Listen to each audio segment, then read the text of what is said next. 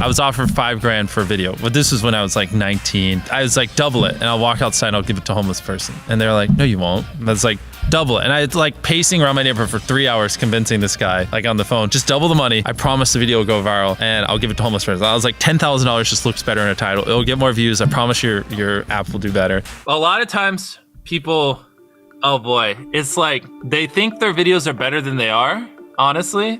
And tell them, Jimmy, tell them. I mean, they do that, and they have horrible friend groups because you really are like the type of YouTubers you hang around. It's getting people with the right YouTuber friend group that aren't pussies and will actually tell them when their content's bad and like actually roast it and help them get better in a nice, positive way. Basically what I did was I've somehow found these other like 4 lunatics. 3 of us were college dropouts. 1 was a high school dropout, and 1, I don't know, he just like quit his job. We were all super small YouTubers, and we basically talked every day for 1,000 days in a row and did nothing but just like hyper study, like what makes a good video, what makes a good thumbnail, what's good pacing, like how to go viral. We would just get on Skype every morning, and like some days like I'd get on Skype at 7 a.m. and I'd be in the call until like 10 p.m. and then I'd go to bed, I'd wake up and I'd do it again. We'd do things like take 1,000 thumbnails and see if like there's a correlation to the brightness of the thumbnail to how many views it got. Imagine a world where it's just you working solo and you work 12 hours a day every day for like a year. And you're just grinding, you make a mistake, you learn from it, you grind, you make a mistake, you learn from it, and you do that for like a year.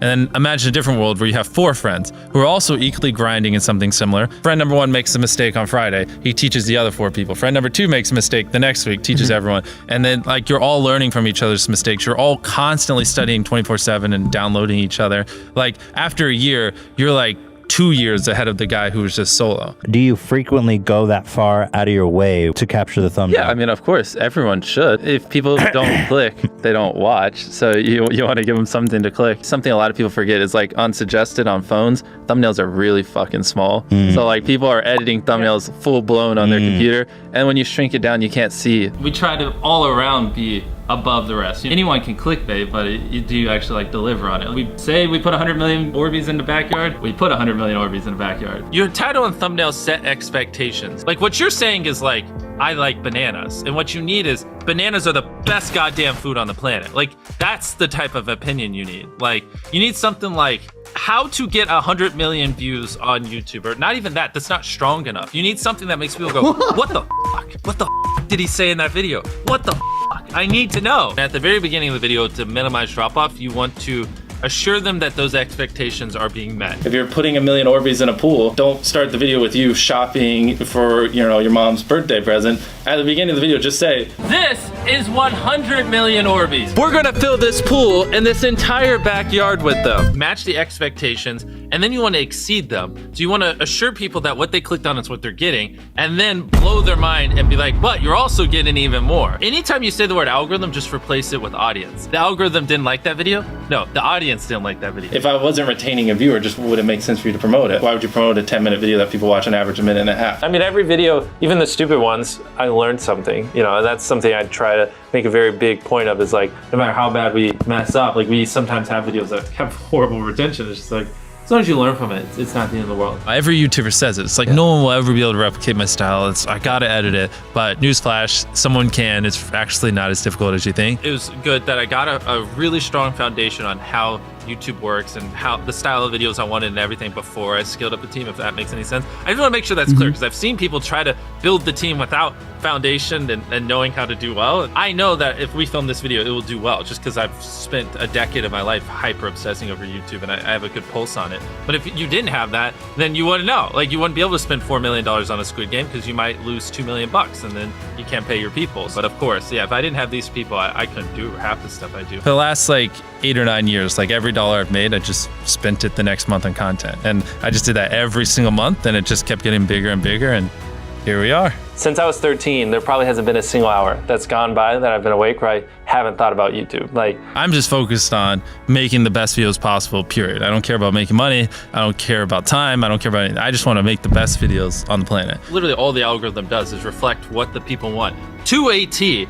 And if you deny that, you just make terrible videos and are trying to find a scapegoat. We do our videos in other languages as well. If you Google it, it's like only whatever, less than 10% of the world speaks English. So 90% of the world can't even enjoy your content. And when I realized that, I was like, wait a minute, 90% of the world can't even watch this stuff. Like, we just started doing this like 6 months ago, and it's crazy like how viral some of these videos Wow, are going. 51 million. In Spanish, the guy who does my dubs is the same guy who dubbed Spider-Man. We managed to convince him. So a lot of those comments are like, why does he sound like Spider-Man, or is MrBeast Spider-Man? To me, what's important is click-through rate, getting people to click on your video, and then average view duration, average view percentage, or just relative retention, and having them watch it. A lot of creators think click-through rate is just like the title and thumbnail and did they click it, but a lot of it too is, did they enjoy your last video? Because if someone watches a video of yours and they loved it, you can bet the next time you're recommended, their chance of clicking is a lot higher. Sometimes we're filming for 3 or 4 days, like 10 hours a day,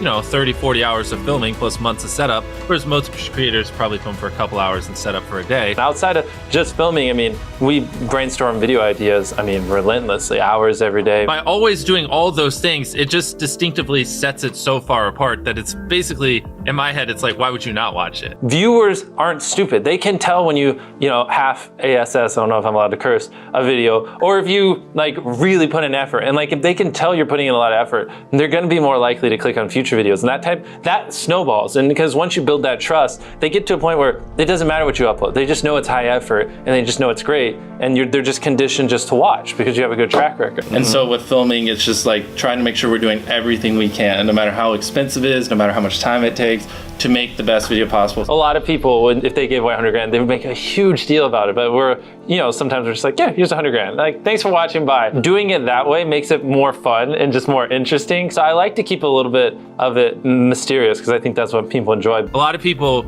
aren't willing to put in 10 hours days because they don't like what they're doing. So it's finding what they enjoy, because it is like a long grind. You're doing the for years, not months. So if you don't enjoy it, then you're gonna burn out. I just had the blessing of finding what I loved at a young age. So because to get to this level, it takes, a decade. Most people don't find what they love till their young 20s, so they'd be where I'm at in their 30s. Yeah. I just lucked out and found it when I was really young. Living your life chasing a nicer car and a bigger and bigger box to live in is kind of a dumb way to go about life. I actually, funny enough, I lived in a super below average home, and I kind of learned why famous people don't live in below average homes, because someone broke in, stole everything I owned. So I had to get a little nicer house for security reasons. But before I was robbed, my place is a little duplex, $700 a month. You get a roommate's $360 split. People think just because you go for views means you can't have fun, but you can pull views and you can have fun, which is what we purposely try to do. If you're not doing something that's just inherently fun to you, you're just quit. Just give up. You gotta at least semi-enjoy what you're doing, or you're gonna quit long before it gets to the point where it brings in money or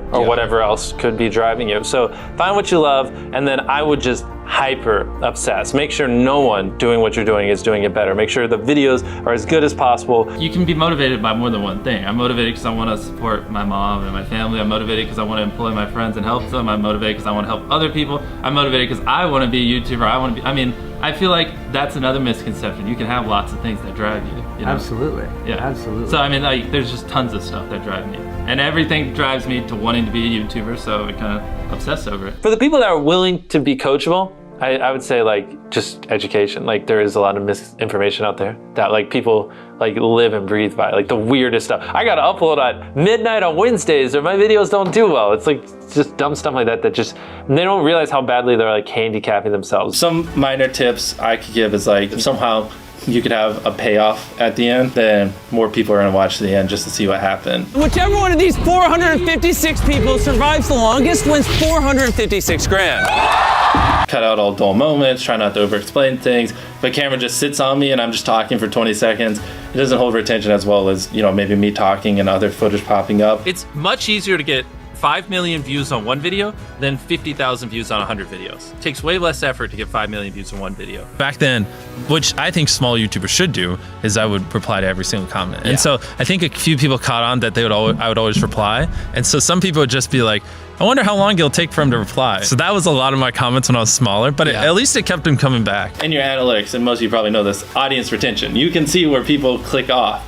Just literally go through your last 50 videos, write down where everyone clicked off, and then just don't do those things again. But wait a minute, Mr. Beast. What if I don't know how to actually improve my average view duration? How do I know where to start? What if I'm just a noob? Well, in order to better retain your viewers, it's first helpful to have a really deep understanding of how they experience YouTube, to put yourself in their shoes. And in this video, I explain 5 simple steps that will help you do just that. Check it out.